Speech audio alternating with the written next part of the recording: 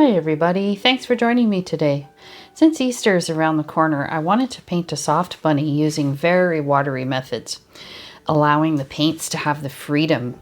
I want to relinquish some of the control and try to allow the paints the freedom to flow, if you know what I mean. So here are the colors I'm using, and I'll list them in the description box below as well, and along with my brushes. This is not cotton paper, by the way, and I had a scrap piece I was playing with and decided to fit the bunny in to suit the flowers. I found this photo on Unsplash. I'll start with applying a lot of water and dropping in some Vandyke brown, and you'll see the paint just flow into the water. And when there's a lot of water like this on the paper, you often have to manipulate the paints in the direction you want them to go. There's a lot of pushing and pulling, I call it, when painting this way, and that's what I want to do this year. I've decided I'm going to use watercolor in ways that only watercolor can be used. You can't do this with acrylics or oils. And I want to attempt to be less controlling, as I said. But that's a lot easier said than done.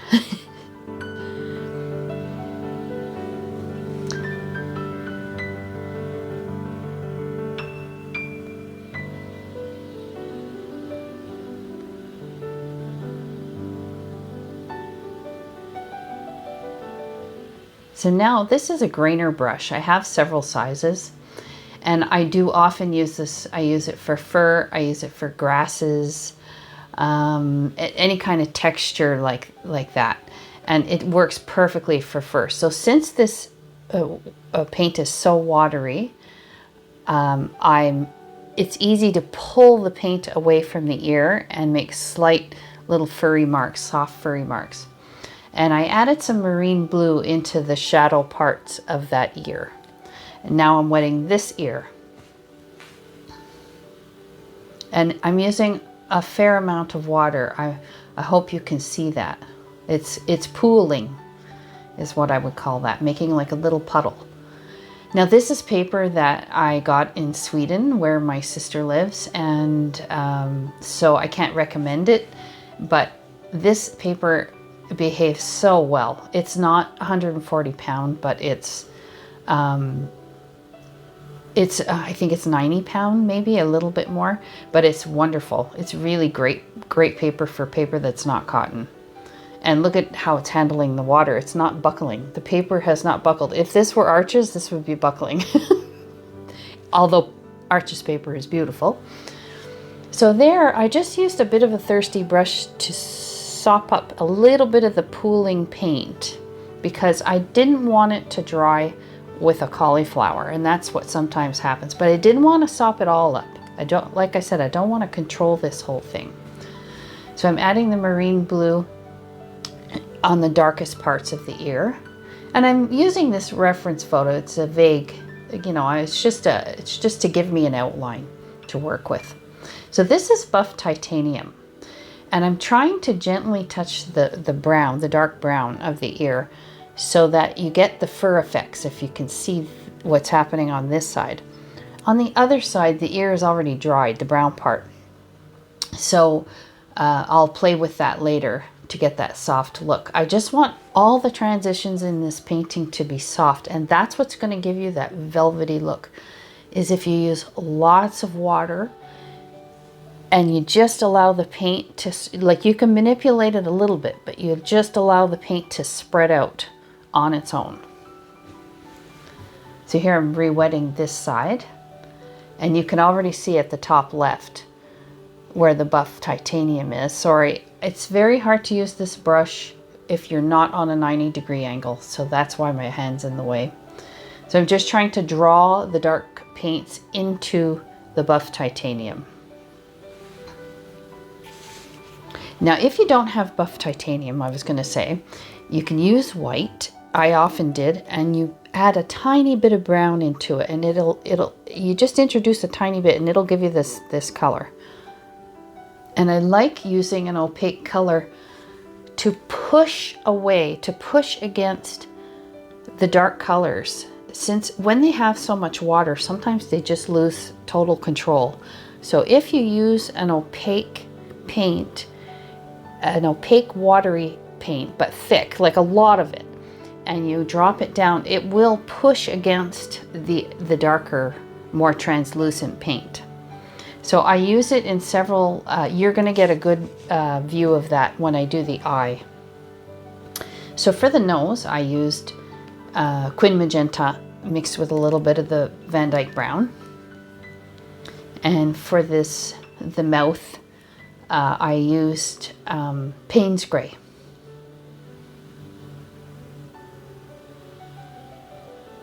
Now I'm adding some buff titanium in between those two areas just to soften the edges. It may be hard to see. I tried to zoom in with this video, but that's what I'm doing with the buff titanium. So for now, the eye, I'm using umber, and this is the most controlled part of the painting. I'm using less water here and a much thicker paint.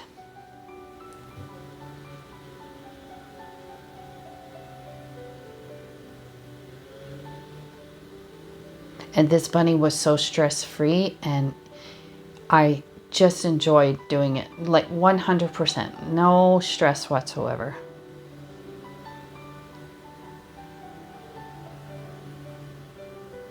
Now back to the ear. The buff titanium is dry, so I'm re-wetting it, re-wetting that center part. And I mixed together some magenta and Indian yellow to get that peachy color. And then in certain spots, I'll drop in more pink on the pink side and certain spots more on the yellow side, just for variation. And the yellow kind of makes it look like the lights shining through the ear a little bit, like you often see on rabbits.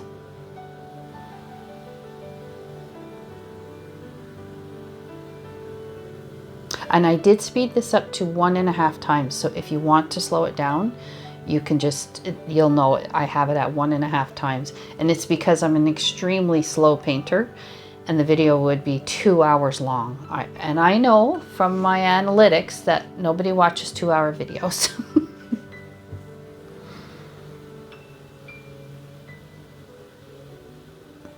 So just adding that darker pink there, it just gives the ear a little bit of form, a little bit of shape. And I took some darker brown and my grainer brush, and I'm just making a few fur-like strokes. Now here's the fun part. So I add water, and then I add an extremely thick, juicy dose of buff titanium around the eye.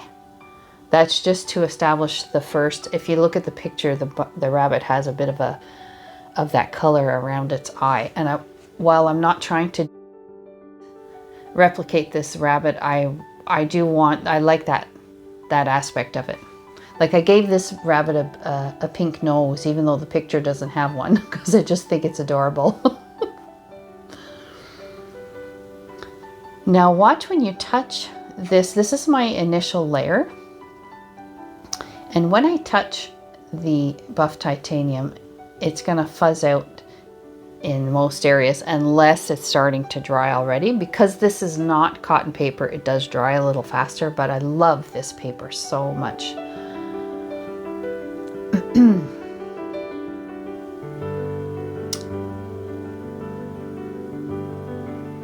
I'm just adding a little bit of umber into the fur because I do see a lot of that color in the reference photo.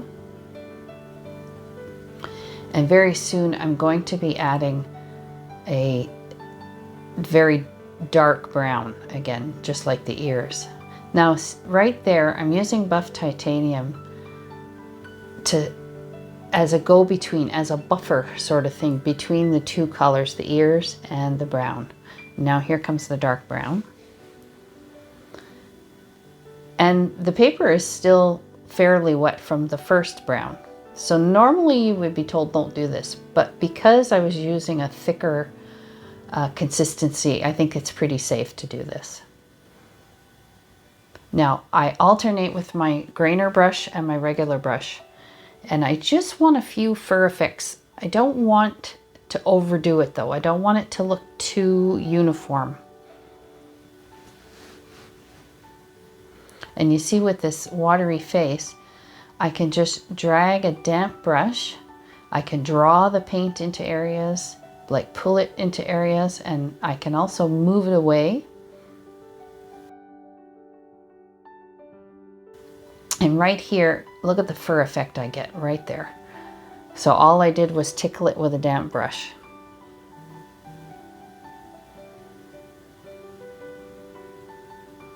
And the buff titanium, I want his little mouth to have that white area. So the buff titanium here is, I'm trying to use that to push the brown away, but what it's doing is drawing it in. So I'm playing with the ratio, the water ratios. If you have more water, wherever has more water is going to push the drier part away. So it's a little game of tug of war. And I add more here. Oh, and I'm just loving how this looks. Absolutely. And then I'm going to end up using the grainer brush here just to draw in a little bit of that fur. But I'm already getting beautiful fur-like wisps right around the eye on the cheekbone.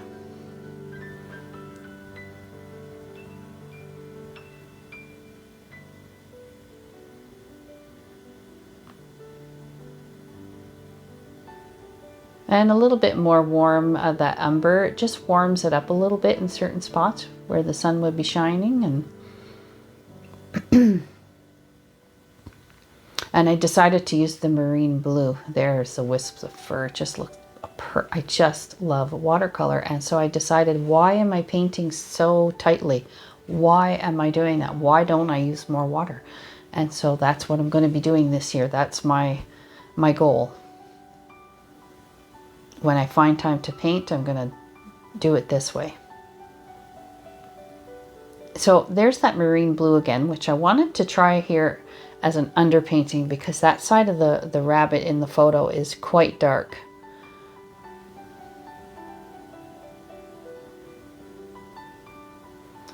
And I love the hint of that blue in the painting.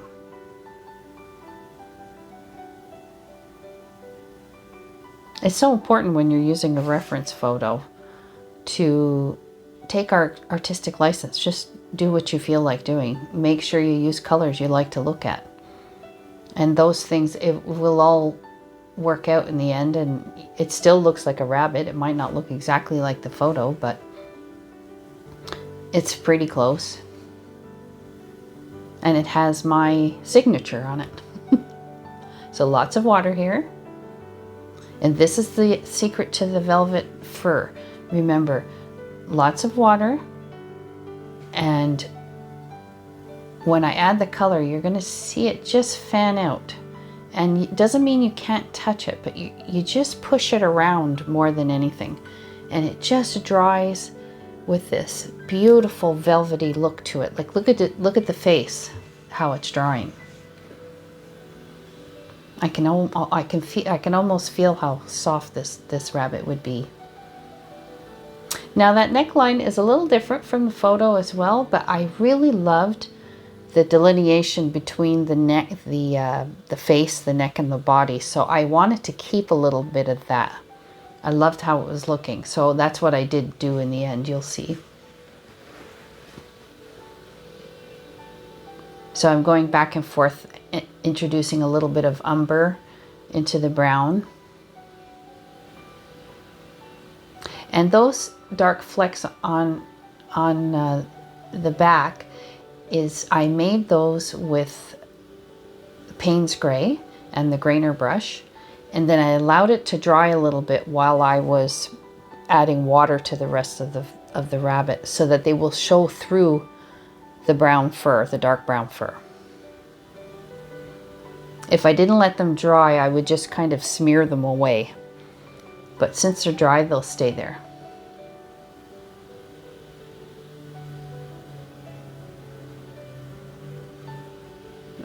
look at that. Look at the job this grainer brush does. They sell these at places like Michael's, art stores, you know, wherever you buy your brushes. I'm sure you can find some. There's some on Amazon. I have a little storefront, and it's stuff that I would recommend. I don't add everything that they suggest because I haven't tried it, and I don't want to recommend something I haven't tried. So if you look on my storefront in the description below, you'll see a link, and it has all the things that I would recommend. So just introducing more and more dark brown because I want the bunny to stay brown, but without, because the paper's so wet, it's just dispersing, and it's just going to go in places it wants to go, and I don't have to fuss very much to make it look so soft and fuzzy.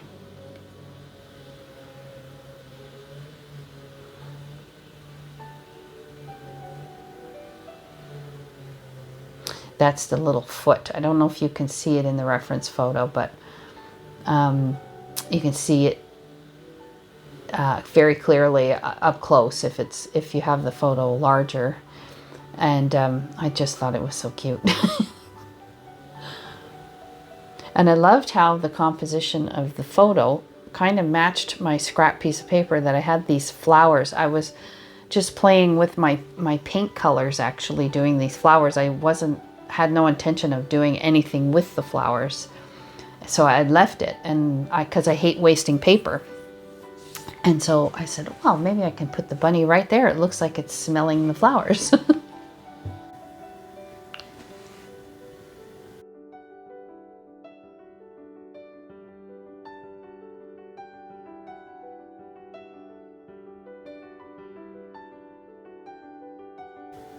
And I'm adding a little bit of the marine blue just on the back side and on the upper side, just a tiny little bit, just to incorporate it so it's all over the rabbit.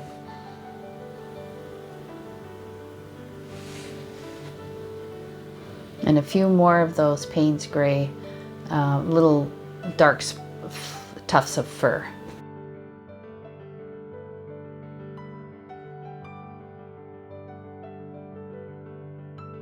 Then what I did, off camera, I put in some grass, and I didn't intentionally do it off camera. It just went off, but it wasn't the point of the video. The video was to show you how to do this nice velvety looking fur.